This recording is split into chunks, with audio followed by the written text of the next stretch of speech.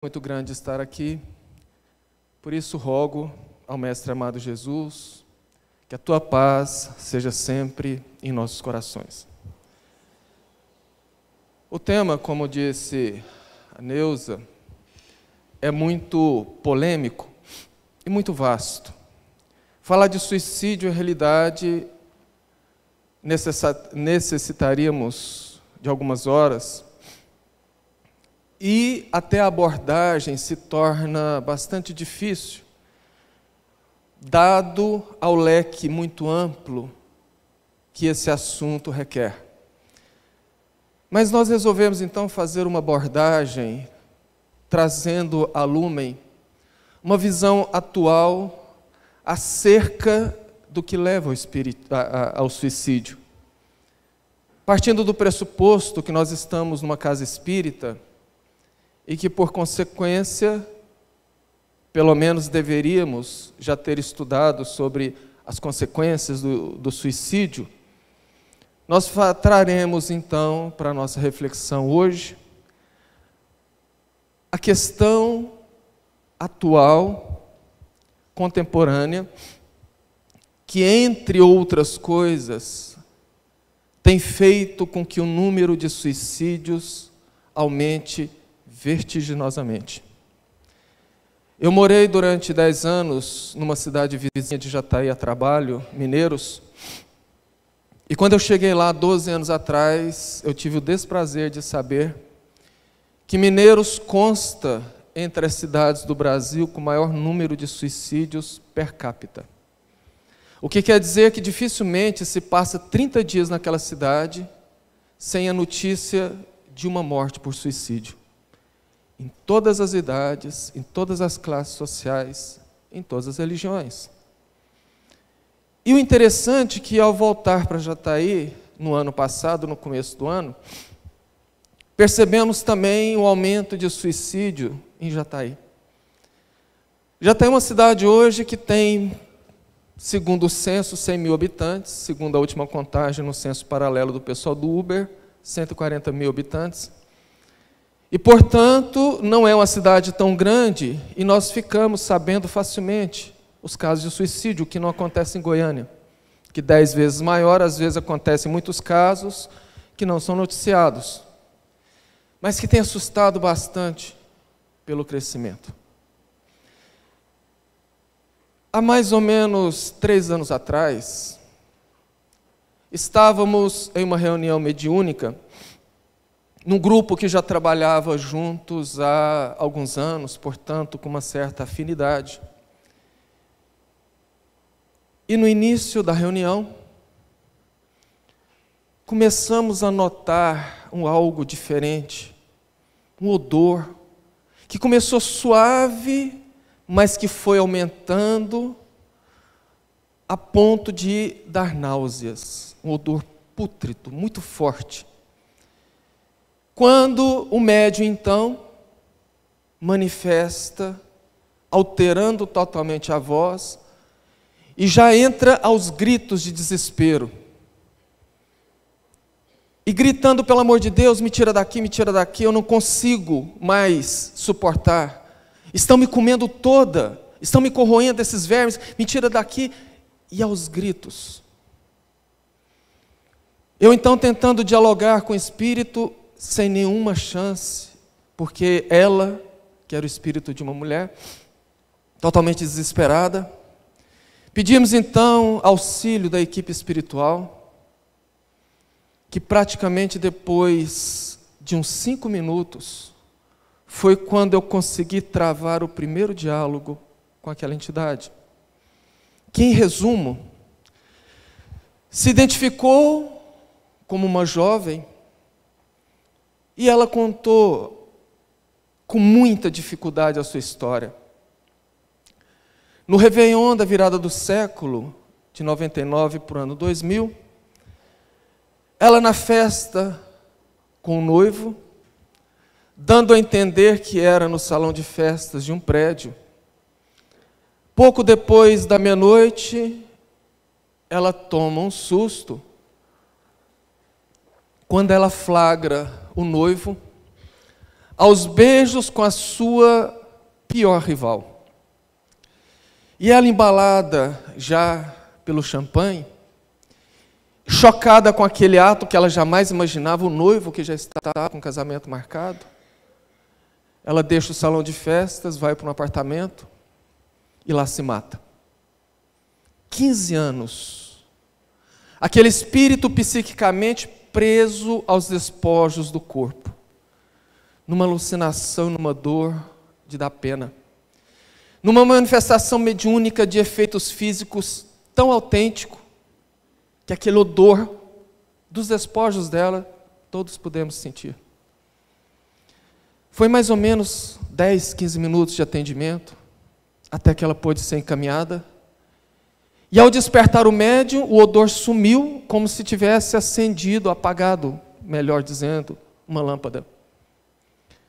E naquele mês, durante as 4 semanas seguintes, foram 7 manifestações de espíritos suicidas, que fazia com que a vontade nossa era de sair de lá gritando a dor que é a morte através do suicídio, para que as pessoas não fizessem. Porque esse tema é muito polêmico, porque em realidade nós temos uma ala que desconhece totalmente os efeitos do suicídio, inclusive dentro da doutrina espírita. E por outro lado, nós temos aqueles que sabem, mas que não têm consciência. Porque saber é uma coisa, ter consciência é outra. Porque lá em Mineiros, quando eu morava lá, eu tive uma vizinha de apartamento, que por sinal era minha cliente. E eu havia feito para ela um projeto numa cidade vizinha, porque ela era comerciante. E nós tivemos a oportunidade de fazer 3 viagens a essa cidade, que distanciava 1h30 de Mineiros. Portanto, 3 vezes indo, 3 vezes voltando, 1h30, nós tivemos 9 horas de diálogo dentro do carro, que por mais que a conversa fugisse, voltava no assunto de suicídio, e que ela questionava, ela perguntava, como católica, não era espírita, mas era curiosa, e, claro, exagerando, podemos dizer que conversamos praticamente tudo sobre o suicídio. Contei para ela o que eu sabia, o que eu convivia. E ela, então, pode-se dizer que sabia quase tudo das consequências do suicídio. Ela sabia? Sabia. Tinha consciência? Não. Um belo dia, praticamente 4, 5 meses depois, eu sempre voltava para Jataí aos finais de semana e voltava para Mineiros à segunda-feira, porque é 1 hora de viagem. E naquele domingo eu daria palestra na Casa Espírita de Mineiros, voltei no domingo de manhã, e assim que eu vou saindo da cidade, alguém me liga, dizendo que naquela manhã o filho dela, que morava com ela, saiu à noite, chegou de madrugada, estranhou o apartamento muito quieto, porque a mãe, quando não saía, ficava assistindo filmes até de madrugada. Ele então foi dormir, acordou, ela sempre acordava cedo, e ela não saiu do quarto. Por volta de 10 horas da manhã, ele resolve então entrar no quarto, e para o seu horror, a mãe estava pendurada numa corda na maçaneta do armário. Sabia, mas não teve consciência. Por isso que eu achei por bem nós fazermos hoje uma abordagem desse assunto um pouco diferente. De não falarmos muito das consequências do suicídio, mas sim nós fazemos uma abordagem para que nós pudéssemos discutir muito os porquês. Porque é isso que nós precisamos, falar de prevenção. Porque, segundo Kardec, a maior decepção do suicida é descobrir que não morreu. Meio segundo, 1/1000 de segundo após o ato que atentou contra a morte do corpo físico, pode bater qualquer arrependimento e não tem volta mais. Então, o que nós precisamos, como espíritas, fazer é tentar evitar o ato. E não ficarmos apenas discutindo o que acontece depois, porque nós sabemos o que acontece depois. E o número de suicídios, como eu disse antes, vem aumentando vertiginosamente, justamente por conta do modo de vida que nós, inclusive espíritas, estamos levando em nossas vidas. Veja bem, É fato que nós somos espíritos em um corpo físico. Somos espíritos que estamos singrando uma viagem reencarnatória, e enquanto encarnados sofremos todas as influências da matéria. Portanto, como corpo físico, nós precisamos, entre outras coisas, de medicamentos. Até o século XIX, a população do mundo nunca passou de 800 milhões de habitantes. A expectativa de vida no século XVIII era de 43 anos. Porque, entre outras coisas, as doenças, as pestes, dizimavam pessoas, famílias, cidades. E a população não crescia. Adentrando ao século XX e as pesquisas da ciência, vieram os analgésicos, os anestésicos, os barbitúricos e toda sorte de medicamentos que tirou a humanidade daquela escravidão da doença que dizimava populações inteiras. Em 200 anos, a população da Terra saltou de pouco menos de 1 bilhão de habitantes para mais de 7 bilhões de habitantes. Nós temos hoje uma medicina extremamente avançada se comparada com 50 anos atrás. Hoje, nós trocamos, como um carro troca de peças, nós colocamos próteses no nosso corpo, que faz com que pessoas que talvez há 20 anos atrás tivessem um problema de quadril ou de joelho, estaria condenado à muleta, à cadeira de rodas ou à cama. Hoje você coloca ali uma prótese, através de uma cirurgia relativamente simples, e a pessoa volta a ter vida normal. Semana passada circulou pela internet um vídeo de um robô fazendo uma incisão delicadíssima na pele de uma uva, operado por um médico que, através de um visor em 3D e um joystick, fazia aquela cirurgia, a sutura, com uma precisão que talvez um ser humano não conseguisse, demonstrando os avanços que nós estamos na área médica e de medicamentos. Mas da área da emoção, infelizmente, podemos dizer que nós ainda estamos na Idade Média. A ciência, que ainda acha que a emoção é fruto da mente, ainda não trabalhou para estudar esse tratamento. Portanto, em se tratando da prevenção de transtornos emocionais, nós estamos muito atrasados. Em 2013, uma equipe muito grande de cientistas, capitaneados por um brasileiro, fizeram uma compilação de dados entre prontuários e atestados de óbito de mais de 15 mil suicidas. E o que eles chegaram de conclusão é aterrador. Que daqueles 15 mil do mundo inteiro, quase 90% dos casos poderiam ter sido tratados. Ou seja, se aquelas pessoas tivessem tido algum tipo de assistência ao tratamento emocional, provavelmente não teria se matado. E esse é o ponto complicador. Porque na gênese, na base, na raiz disso está o materialismo. A indústria farmacêutica, que é a segunda mais rentável do mundo, perdendo apenas para a indústria de armamentos, ela nunca se preocupou com a dor humana. Ela fabrica, através de pesquisas caríssimas, os medicamentos, a fim de sanar a dor humana, mas visando o lucro. E por esse motivo, talvez, as emoções não foram trabalhadas. Porque, segundo grande parte dos espíritos, como Manuel Filomeno de Miranda, Joana de Ângeles, a humanidade vive um estado de loucura latente. O interessante é que quando nós falamos de loucura, a gente já imagina aquele louco lá no hospício de jogar pedra em avião. E não se trata disso. Segundo o dicionário, loucura é a privação do uso da razão e do bom senso. Dizendo que os estágios da loucura variam em uma gradação muito grande. E aquele louco que está lá jogando pedra em avião, portanto, seria o caso extremo da loucura. Mas nós podemos ver casos de loucura como, por exemplo, abusos sociais. violência familiar, crimes hediondos, violência doméstica, a obtenção de lucros a qualquer custo. Há pouco tempo foi notícia aí na mídia, o Dr. Bumbum, que utilizando da vaidade excessiva de algumas mulheres e buscando um lucro fácil, excessivo, colocou em risco a vida daquelas pessoas. É um estágio de loucura, que nós entendemos muito bem quando nós buscamos no livro Mundo Maior, ditado por André Luiz Chico Xavier, um trecho que eu destaquei aqui e que eu gostaria de ler muito rapidamente.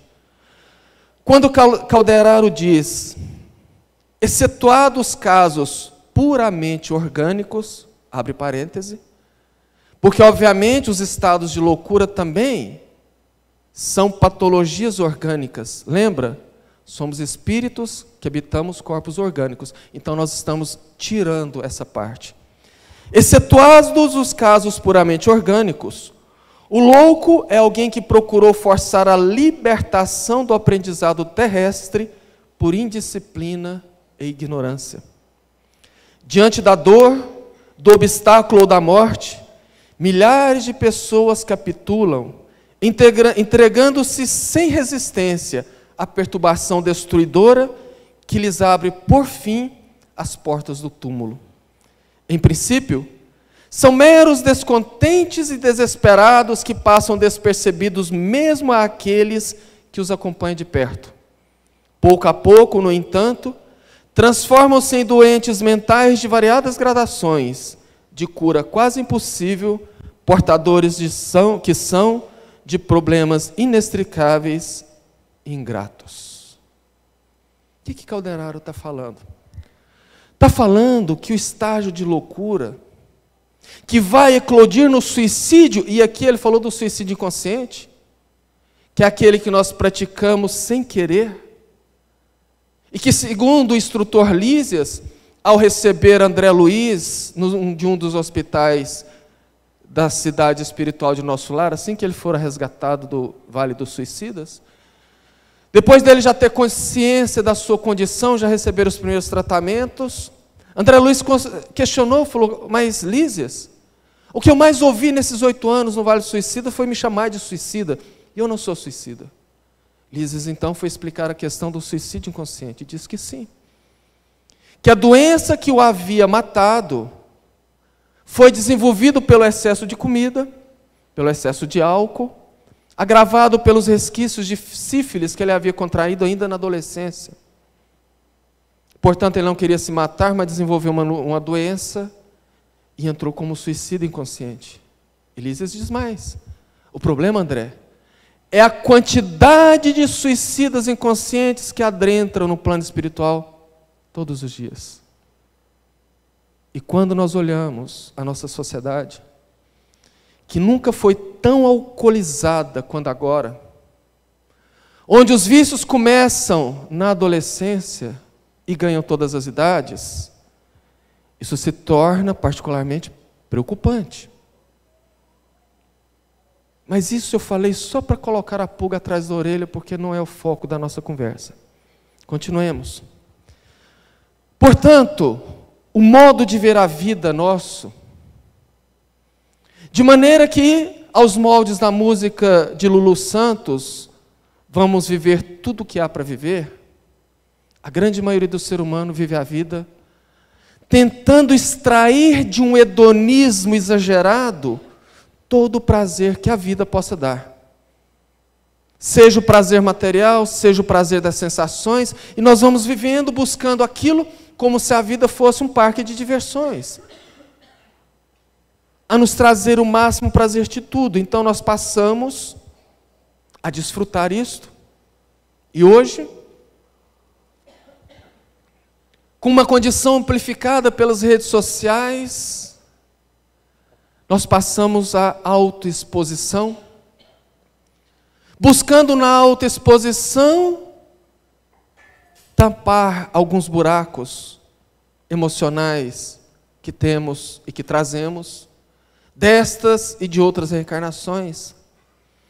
E quando nós nos vemos à volta por consequência dos atos disso, de perder uma vida que deveria ser voltada à nossa melhoria espiritual, e que nós usamos voltada às conquistas das coisas, vem o grande vazio, a dor, as consequências das nossas escolhas, e a partir daí, a grande maioria das pessoas tentam e buscam as saídas mais fáceis.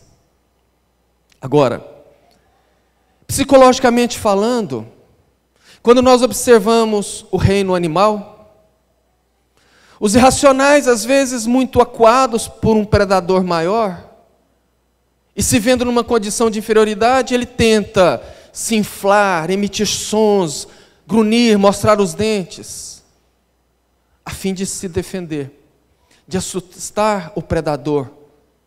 E o ser humano não é diferente, porém de uma outra maneira. Quando nós observamos na vida, na sociedade, principalmente nas redes sociais, a superexposição, a ostentação de coisas, carros, casas, a busca desenfreada por um corpo perfeito, bem trabalhado, nós percebemos nitidamente pessoas que buscam naquilo suprir grandes deficiências emocionais. E como isso não supre as deficiências emocionais, grande parcela dessas pessoas se lançam a substâncias, que começam com álcool, depois algumas drogas leves, e aí numa escalada ascendente, ou melhor, descendente para o fundo do poço, nós descobrimos por que grandes celebridades, pessoas muito famosas, se lançam ao suicídio. Porque o suicídio delas vão para a mídia, ganham destaque. O das pessoas comuns não. Mas tudo tem o mesmo nascedouro, a mesma gênese. O que levou a Universidade de Colômbia a lançar uma pesquisa 1 ano e meio atrás, dizendo que em 2025 seremos no planeta uma pessoa a cada 2 com algum tipo de transtorno de ordem psiquiátrica. 1 a cada 2. Sabe o que isso significa? Olha para a pessoa que está do seu lado, se não for ela, vai ser você. A Organização Mundial de Saúde diz que em 2020, logo ali, será no planeta Terra diagnosticados 20% de deprimidos. Essa pandemia, que é uma das causadoras principais do suicídio, vem crescendo muito forte. Isso significa que se nós estivermos hoje aqui nesse salão em 300 pessoas, serão aqui 60 pessoas com diagnóstico de depressão, fora os que ainda não foram diagnosticados. E tudo isto tem, como eu disse, a sua base nessa vida materialista e hedonista que nós estamos levando. E essa alienação, ela não nasceu do dia para a noite. Ela não é fruto, por exemplo, do surgimento da internet. Não, não. Isso é um processo sociológico e psicológico que já vem de longa data. 2 exemplos. Década de 1950, o psiquiatra vienense Viktor Frankl, sobrevivente dos campos de concentração, em particular de Auschwitz, onde lá ele começou a analisar as pessoas que ele vivia e perceber que a grande maioria, embora tivesse sofrendo muito, não se matavam. E os que se mataram, que tentaram pelo menos, que era uma minoria muito pequena, se mataram porque não tinha sentido para a vida. E ele próprio buscou em si um sentido para a vida, para se manter vivo, porque ele criou a ilusão que ele sairia dali para reencontrar a esposa e o pai, que estavam presos em outro campo vizinho. E ele viveu cada dia ali trabalhando para poder sobreviver e encontrá-los. Quando termina a Segunda Guerra, ele descobre que a esposa e o pai haviam morrido. E o repórter perguntando: e agora, doutor? O que vais fazer? E ele respondeu: eu vou achar um outro sentido para a vida. Ele cria então a logoterapia, a terapia dos sentidos. Mas não é isso que nós estamos discutindo. Viktor Frankl falou na década de 1950 sobre a coisificação. Parecia que ele estava falando para a nossa sociedade. Ele disse que o ser humano transformou o ser humano em coisas. Despersonalizamos as pessoas. Quer uma prova para entender? Conversa com um adolescente ou com um jovem. Facilmente ele fala: ontem eu saí, fui na balada e beijei 3 bocas. Ele não beijou a fulana, a ciclana e a beltrana, ele beijou as bocas, as coisas. Ah, eu peguei aquele corpinho. Ele não fez sexo, ele não transou com a pessoa. Ele pegou o corpo, a coisa.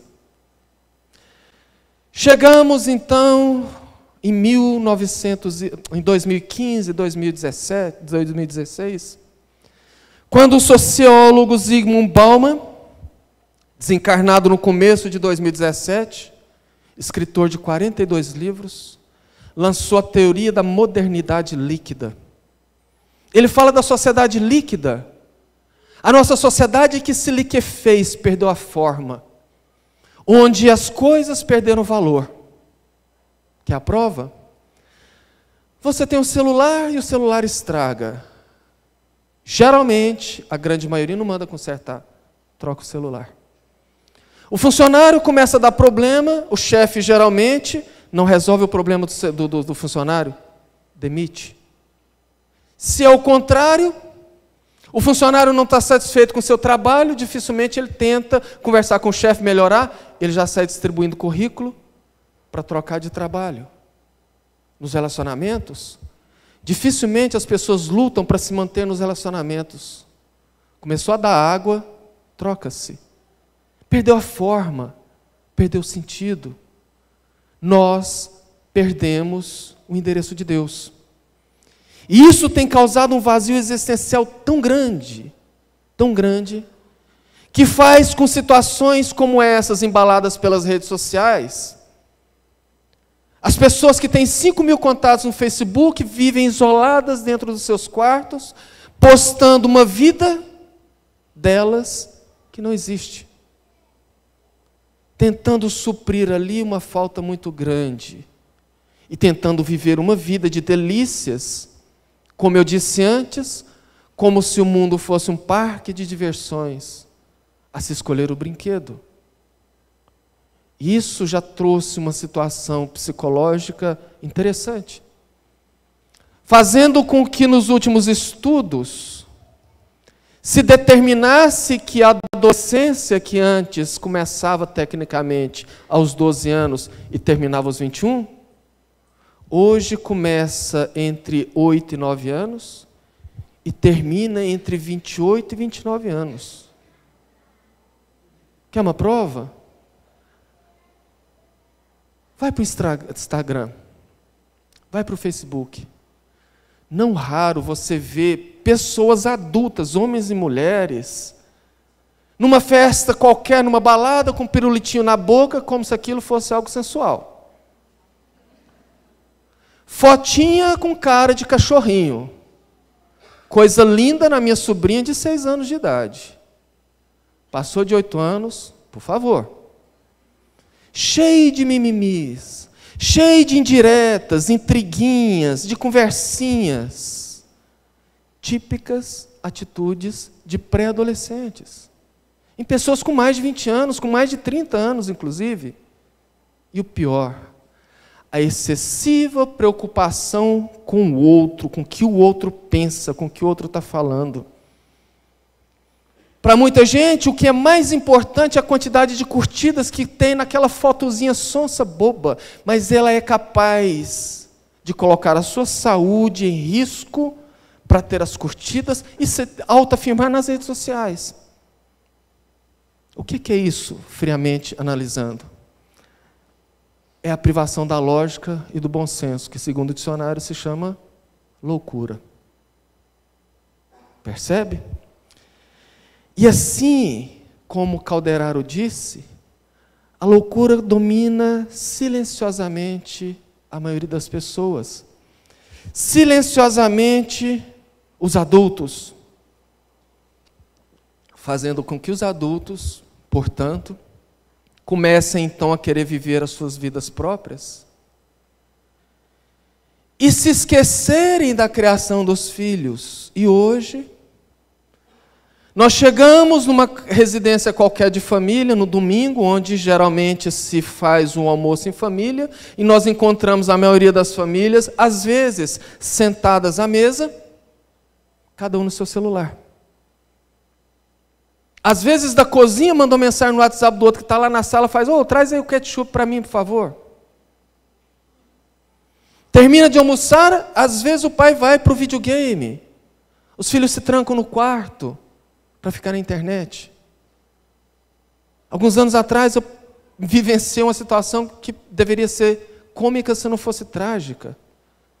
3 sobrinhas minhas, adolescentes, foram para a casa da minha mãe no domingo, entraram para o quarto e fecharam a porta. 1 hora depois eu assustei, porque 3 adolescentes em silêncio dentro do quarto, eu achei que tinham morrido. Mulher principalmente. Quando eu entro, cada uma deitada numa cama, com o celular na mão, conversando entre elas, rindo com a coisa que postava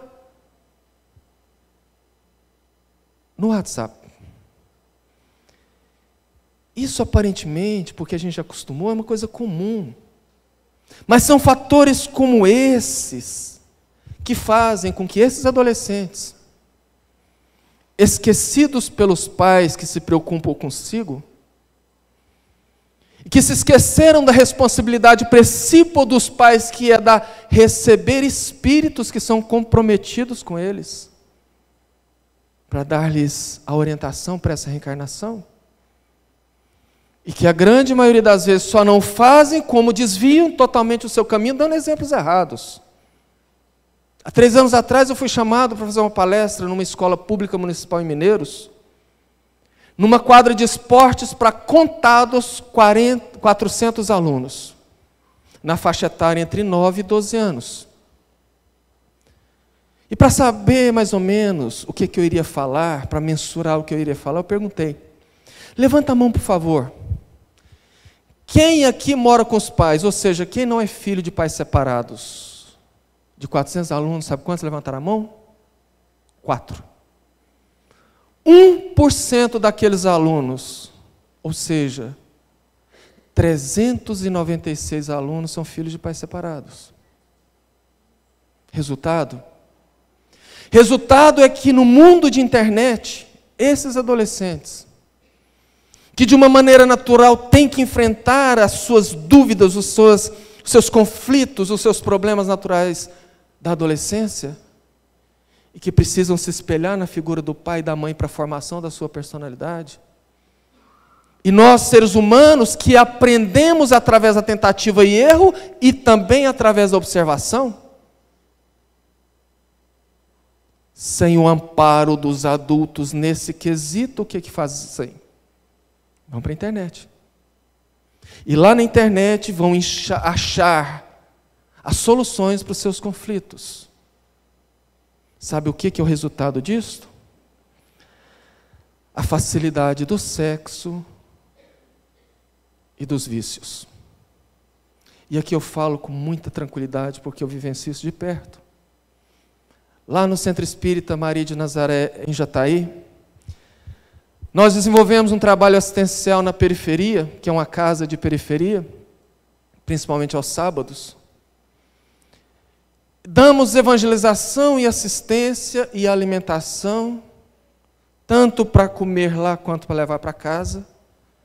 Enquanto os pais ficam no salão recebendo a evangelização, os filhos são separados por faixa etária e vão para salinhas igualmente receber orientação. E lá eu conheço casos, como de um adolescente que aos 15 anos, que mora com a mãe, que ganha um salário por mês, vai para lá aos sábados, puxando pela mão um filho de 2 anos, empurrando num carrinho o outro filho de 1 ano e alguma coisa, grávida de 4 meses. E esse bebê de 2 anos, que é uma menina, um dia abraçou o saquinho de leite e disse: oba, hoje meu gatinho vai tomar leite, porque ele só toma leite no sábado quando eu levo para casa, como eu. São situações assim que nós precisaríamos observar. Porque quando nós partimos para o lado das nossas crianças e adolescentes, a grosso modo podemos dividi-los também em 2 grupos. Esse grupo, dos que não têm nenhuma assistência, e que acabam se fortificando para a vida, apesar dos pesares. E um grupo dos pais superprotetores que não querem deixar que os filhos sofram, que não querem deixar que os filhos passem pelo que eles passaram, e que através da superproteção criam incapazes. Incapazes que, quando enfrentam a vida, ao menor dissabor, se matam. Em relação ao suicídio, a imprensa tem um acordo velado de não proliferação das notícias de suicídio para se evitar o efeito mimético, ou seja, para evitar com que as pessoas passem a imitar.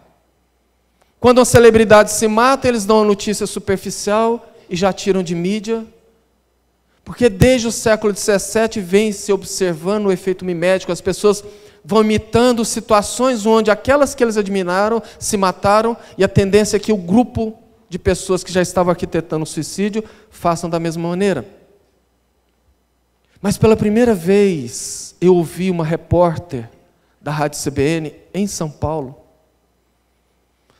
conclamando a discussão, a necessidade de se discutir o suicídio, porque numa escola de alto padrão em São Paulo, em 2 meses, 3 casos de suicídio de adolescentes. Por bullying. Isso. As nossas crianças estão se matando porque não conseguem lidar com a zoação, com a curtição, coisa natural da idade. Que são aqueles filhos super, mega, ultra protegidos. E como agora esbarrou na classe média alta, começaram então a gritar pela discussão do fato. Porque o suicídio de crianças e adolescentes no Brasil cresceu nos últimos 5 anos 20%. E as crianças e adolescentes que acabam sobrevivendo a isso, e que não se matam, se lançam facilmente no álcool. As nossas crianças, por assim dizer, estão começando a beber álcool aos 12, 13, 14 anos. Vai para as redes sociais que está lá, você não precisa frequentar instituição nenhuma para ver isso. Principalmente meninas. A vida sexual dessas meninas tem começado aos 12 anos. Até uns 6, 7 anos atrás, era modinha nas festas, as meninas irem para a festa e apostarem com quantos rapazes elas beijavam até o final da festa. Hoje elas vão para a festa e apostam com quem transam, com quantos transam. Segundo a Organização Mundial de Saúde, o álcool vicia em 6 anos de uso contínuo, 6, meia dúzia. Torna-se dependente químico aquele que faz uso constante do álcool por 6 anos no mínimo, em média. Organismo mais fraco, organismo mais forte. Isso quer dizer o quê? Que um adolescente que começa a beber aos 14, tecnicamente aos 20 já é alcoólatra. Aos 25 já partiu para o uso de substâncias mais potentes, porque o cérebro condiciona e para o mesmo barato, aquela mesma sensação, precisa de mais dose e de teor maior. Aos 30, a grande maioria já experimentou várias drogas. E esse adolescente começou, esse jovem, aliás, esse adulto, começou a sua vida sexual aos 14, 15 anos, o que é muito comum hoje, começar a vida sexual muito cedo, embalado por álcool, aos 25 já fez tudo que existe em relação a sexo. E quando se busca extrair as sensações que o corpo proporciona e que as substâncias proporcionam, chega no limite que não tem mais nada que dá aquela sensação. O grande vazio e o suicídio. Em resumo, é por isso que está aumentando o número de suicídios. É por isso que a Universidade de Columbia diz que em 2025 a metade da população terá algum tipo de transtorno de ordem psiquiátrica, o que Calderaro chama de loucura. E quando nós fazemos uma análise fria desse cenário, o que é o futuro que nos espera? O caos? Não. Tem saída. A ciência promete para os próximos 5 anos uma medicação que tira a vontade de se matar da pessoa. Ah, então o mundo está salvo? Não. Primeiro que é uma promessa. Ninguém garante que vai dar certo. Segundo que nós sabemos que qualquer medicação não tem 100% de eficácia. Terceiro, que a ciência desconhece a obsessão. E quarto, que mesmo que a pessoa não se mate por fora, por conta de uma medicação quase que a entorpece, ela se mata por dentro, que é muito pior. Existe o suicídio inconsciente que nós falamos. Mas então, qual é a solução? Qual então é a saída? A saída é a velha novidade, Jesus. Mas não é Jesus no sentido teológico. O mundo nunca esteve tão carente de Jesus. Não é o Jesus mito. Não é o Jesus objeto de culto, de veneração, o homem, porque as religiões, ao invés de observar a mensagem do Cristo, que nos convida à mudança, à correção, preferiram cultuar a imagem. Então nós estamos falando do Cristo no sentido mais puro, ou seja, a Boa Nova, o Evangelho, os ensinamentos que o Mestre trouxe e que 2000 anos depois nós ainda não entendemos quase nada. O mundo precisa praticar Jesus, porque praticar Jesus é, entre outras coisas, nos modificar por dentro. E nós nos modificamos por dentro, ajudando o próximo. Porque nós vemos no próximo o nosso lado sombra. E isso em doutrina espírita tem o nome, trabalho. Portanto, trabalhar o que nós precisamos. Vivenciar o que Jesus nos ensinou, porque isso desenvolve a nossa espiritualidade. E a nossa espiritualidade nos fortalece, sim. Tanto é verdade que cientistas e médicos que estudam a espiritualidade e a influência na espiritualidade na cura, que hoje já é cadeira de grandes cursos de medicina, o desenvolvimento da espiritualidade, porque os médicos descobriram que aquelas pessoas que têm o seu lado espiritual desenvolvido independente de religião, se curam mais rápido e mais fácil. Esses cientistas criaram 2 coisinhas que têm nome, que não tem tradução para o português. Aliás, uma coisinha tem e outra não. A resiliência e o coping. Para resumir a conversa, porque o nosso tempo está encerrando.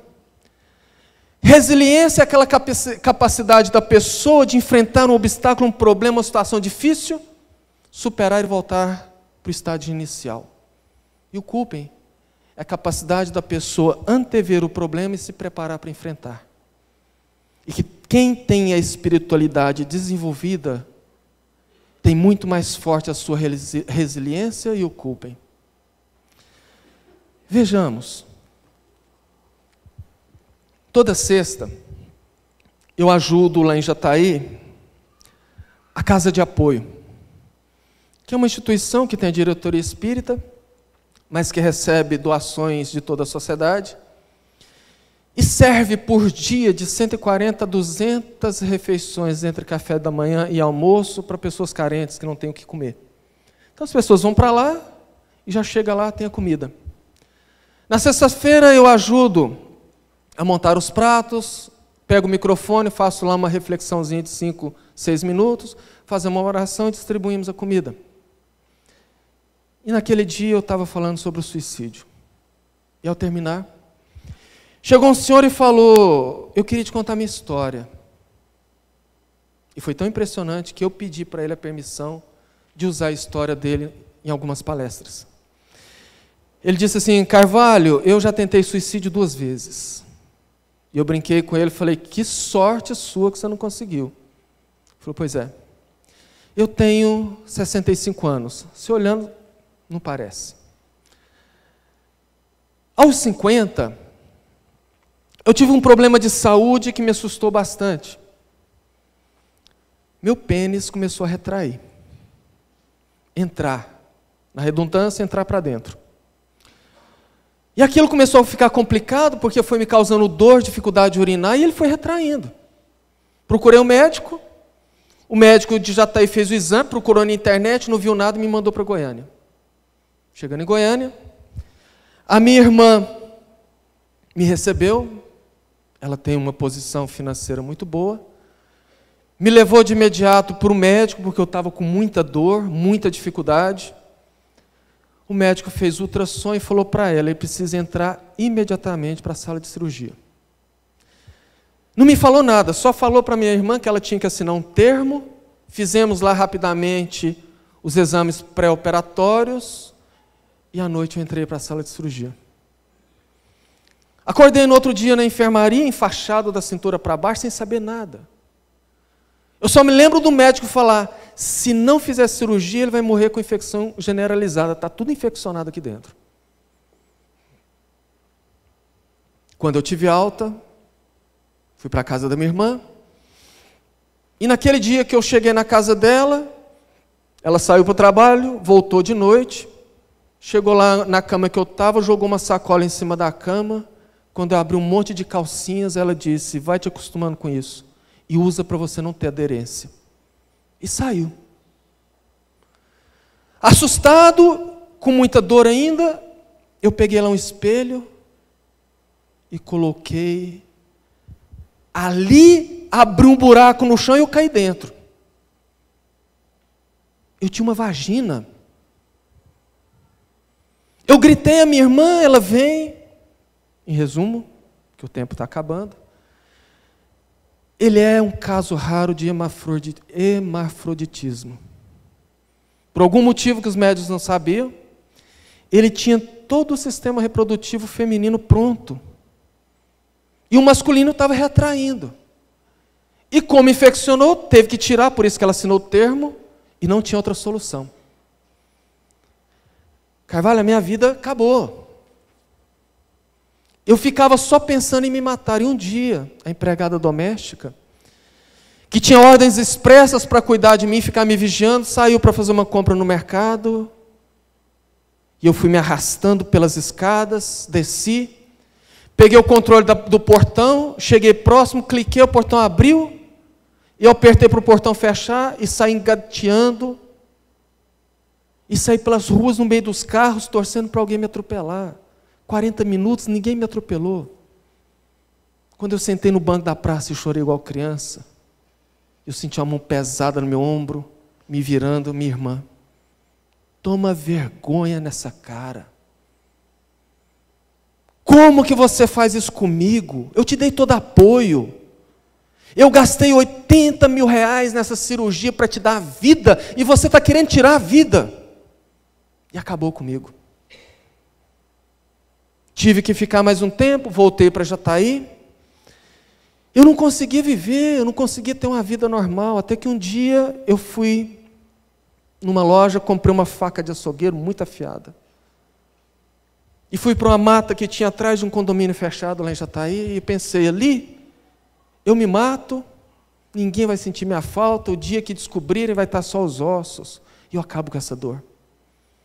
Eu embriei naquela mata, no lugar lá no fundo, e quando eu levo a faca na minha jugular, eu sinto uma mão pegar e uma pancada. Não é possível. Quando eu olho assim, Carvalho, um noiado salvou a minha vida. O cara drogado, arrancou a faca da minha mão, me esbofeteou e danou comigo.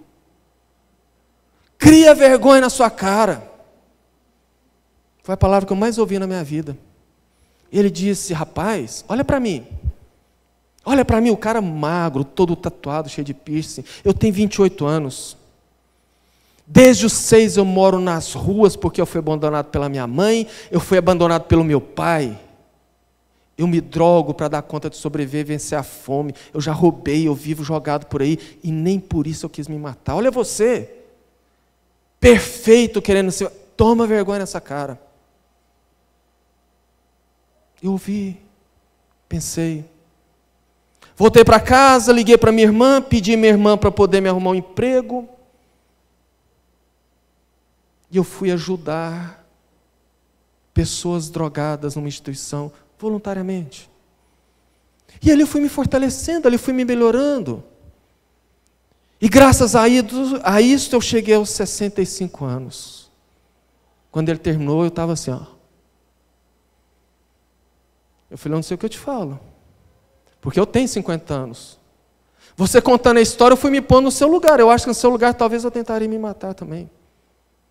O que eu tenho para dizer é meus parabéns e graças a Deus. Porque você não está passando por essa situação e ele me interrompeu de graça. Porque Deus não ia colocar esse peso no meu ombro se ele soubesse que eu não desse conta de carregar. E hoje eu sei disso. Hoje eu sei disso. E o que esse rapaz, esse senhor fez? Desenvolveu sua espiritualidade. Achou um sentido para a vida, o que Viktor Frankl falou lá atrás. Ele disse, eu parei de ser vítima, de reclamar das situações, de me colocar como vítima de Deus, e fui lutar. E descobri Deus. Por isso, meus queridos, finalizando, que a grande maioria das pessoas se matam. Porque numa vida materialista e materializada, onde a grande maioria das pessoas não sabem o que existe após a morte, que não vê nada além da morte, que acha que se a vida é só isso aqui, se ela está sofrendo, para que ela vai sofrer? Ela se mata. E por isso que o materialismo nunca salvou a vida de ninguém. E é por isso que nós precisamos falar de suicídio, mas no sentido de falar da prevenção de suicídio, porque inclusive as religiões não têm cumprido o seu papel. Hoje nós vemos religiões materialistas, extremamente, teologias materialistas, vivendo e vendendo coisas na terra. E é por isso que o plano espiritual vem em peso, conclamando nós, os espíritas, a sair da nossa zona de conforto, a fazermos o nosso papel como trabalhadores de última hora, porque no mundo hoje, uma pessoa se mata a cada 30 segundos. O que quer dizer que daqui 3 minutos, 100 pessoas já se matou em algum lugar do mundo. E isso é muito sério. Nós precisamos atacar em 3 frentes. A primeira frente é justamente ajudar as pessoas a não se matar, orientar, esclarecer, com o conhecimento que nós temos. A segunda coisa é justamente lutar contra essas condições do materialismo. E a terceira é tão fácil, que é orarmos pelos suicidas.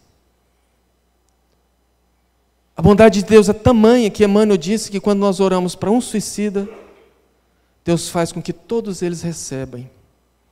Porque não tem nenhuma outra solução para um suicida, a não ser esperar o tempo para poder ser resgatado e tratado.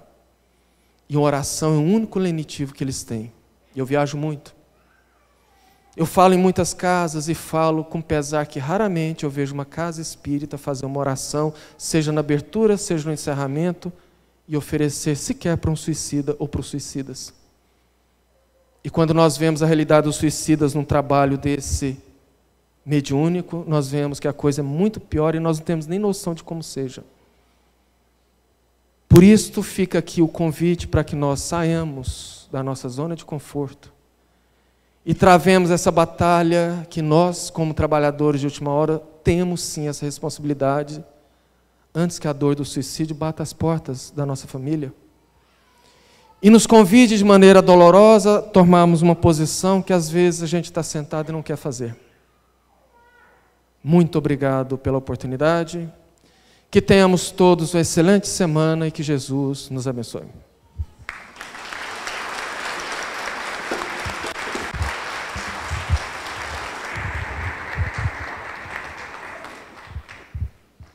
Nós agradecemos o nosso irmão Carvalho Filho. Muito apropriada a palestra de hoje. A Irradiação Espírita Cristã agradece e está de portas abertas para que você retorne quando quiser. Que Jesus o abençoe.